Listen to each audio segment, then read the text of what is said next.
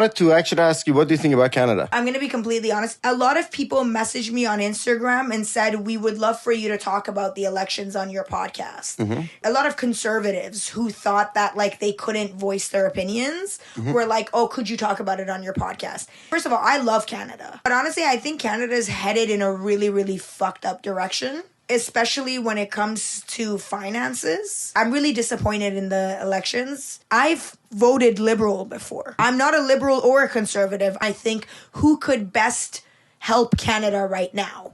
And a few years ago, the answer to that question was the Liberals. But right now, it was not the time to pick Liberals again, in my opinion. It was time to pick people who are fiscally conservative, people who are going to come into the office and actually prioritize bringing money into Canada and employ people and put money into our economy.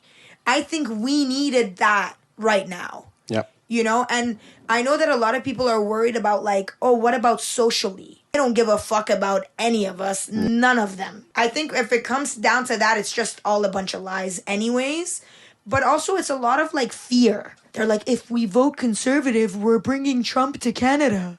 And it's like, oh, you voted liberal. Now we're taking Canada to Trump. So I think these things are like a lot of brainwashing. I just feel like people need to think and not be so emotional. And be more educated about these things. And it's like, stop the fear mongering. Which one of these liars can we hold accountable for the longest amount of time?